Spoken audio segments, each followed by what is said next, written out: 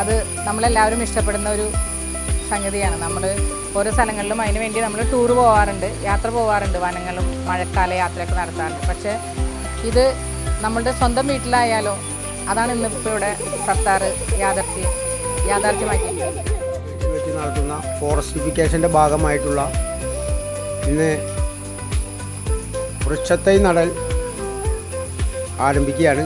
അപ്പോൾ എല്ലാവർക്കും ഒറ്റവാക്കിൽ സ്വാഗതം ആശംസിക്കുന്നു.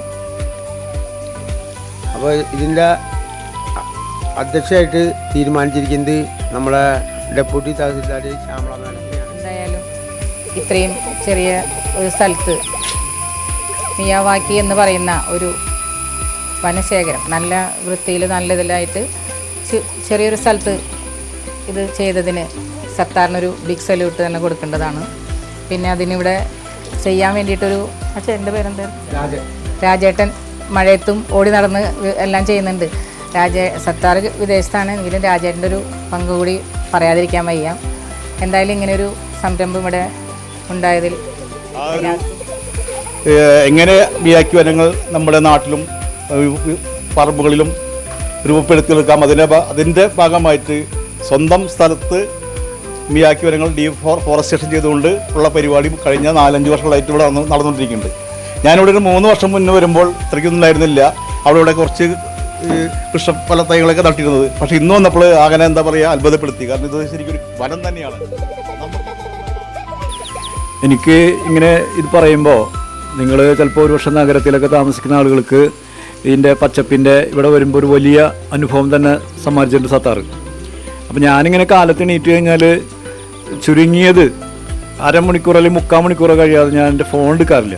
കാരണം എനിക്ക് ഇങ്ങനെ നോക്കിയിരുന്ന് കിട്ടുമ്പോൾ ഒരു എനർജിയാണ് അന്നത്തെ എൻ്റെ ദിവസത്തിൻ്റെ ഏറ്റവും ആദ്യം കിട്ടുന്നത്. അത് കഴിഞ്ഞ് കുറച്ച് കഴിഞ്ഞ് നടക്കാനൊക്കെ പോയി വരുമ്പോൾ ആ ദിവസം മുഴുവൻ ഒരു എനർജി കിട്ടുന്നത് ഈ പ്രകൃതിയുമായി ഇണങ്ങി നിൽക്കുന്നതുകൊണ്ടാണ് എന്നൊരു തോന്നൽ അന്ന് മുതൽ ഇന്ന് വരെ ഈ നിമിഷം വരെ എനിക്ക് ഉണ്ടായിട്ടുണ്ട്. തീർച്ചയായിട്ടും നേരത്തെ മേഡം ഇവിടെ പറഞ്ഞു, നമ്മുടെയൊക്കെ വീട്ടിലുണ്ടാക്കാവുന്ന ഒരു വൈബുകൾ ഇപ്പോൾ നമ്മൾ കണ്ടെത്തേണ്ടത് ഇത്തരത്തിലുള്ള കാഴ്ചകളിലൂടെയാണ്.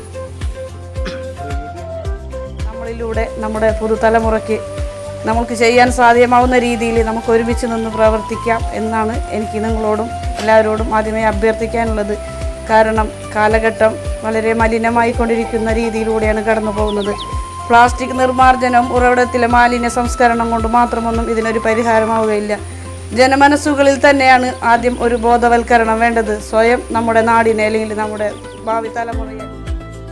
ഞങ്ങൾ അതിലൊക്കെ പങ്കെടുത്തുകൊണ്ടിരിക്കുകയായിരുന്നു. പിന്നെ ഈ ഭാഗം കാണുമ്പോൾ തോന്നുന്നത് നമുക്കൊരു നല്ലൊരു പ്രകൃതി സ്നേഹിയാണെന്ന് നമുക്ക് മനസ്സിലായി. ആദ്യമേ തന്നെ മോഹൻദാസേട്ടൻ എന്നോട് ഈ ഭാഗത്തെ കാര്യങ്ങളൊക്കെ പറഞ്ഞു തന്നിട്ടുണ്ടായിരുന്നു. ഞാനിവിടെ ആദ്യമായിട്ടാണ് വന്നേക്കണത്. പിന്നെ കൂടെ പറയാനുള്ളത്, ഇങ്ങനെ ഒരു സദസ്സ് മോഹൻദാസേട്ടൻ ഒരുക്കി തന്നതിനും എല്ലാവരോടും ഞാൻ നന്ദി പറയുന്നു. വേറെ കാര്യങ്ങളൊന്നും ഞാൻ സംസാരിക്കുന്നില്ല. ഒരു കൺസെപ്റ്റാണ് ഇവിടുത്തെ ഈ വനവൽക്കരണത്തിൻ്റെ ഭാഗമായിട്ട് എനിക്ക് തോന്നിയിട്ടുള്ളത്.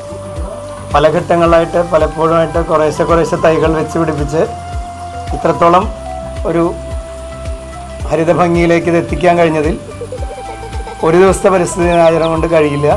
അതൊരു നമ്മുടെ ഒരു ലോക പരിസ്ഥിതി ദിനാചരണം എന്നുള്ള നിലയ്ക്ക് നടപ്പാക്കാം എങ്കിൽ കൂടി ഈ പ്രവർത്തനത്തിന് പിന്നിലുള്ള ആ കഠിനാധ്വാനം കാണാതെ കഴിയില്ല. എല്ലാ വനവൽക്കരണ പരിപാടിയായിട്ട് നടന്ന് നന്നായിട്ടുണ്ടായിരുന്നു. ഞാൻ വന്ന് പങ്കെടുത്തിട്ടുണ്ട്. അന്ന് കണ്ടതിലും വളരെ എന്താ പറയുക, ശരിക്കും ഒരു കാട് പോലെ തന്നെ ഉള്ള ഒരു അന്തരീക്ഷം സത്താർ ഇതിനകം ഉണ്ടാക്കി കഴിഞ്ഞിരിക്കുന്നു. ഇപ്പോൾ ഇന്ന് പരിസ്ഥിതി ദിനത്തോടനുബന്ധിച്ച് നടത്തുന്ന ഈ പരിപാടിയിൽ നന്ദി പറയാനാണ് എന്നെ ഏൽപ്പിച്ചിരിക്കുന്നത്. ഇവിടെ വന്ന വിശിഷ്ട വ്യക്തികൾക്ക് എല്ലാവർക്കും, സാദിഖിൻ്റെ ഉമ്മയുണ്ട്, പഞ്ചായത്ത് മെമ്പർ, പ്രധാനപ്പെട്ട ഒരുപാട് ആൾക്കാർ വ്യക്തിത്വങ്ങൾ വന്നിട്ടുണ്ട്. എല്ലാവർക്കും ഒറ്റവാക്കിൽ നന്ദി പറഞ്ഞുകൊണ്ട്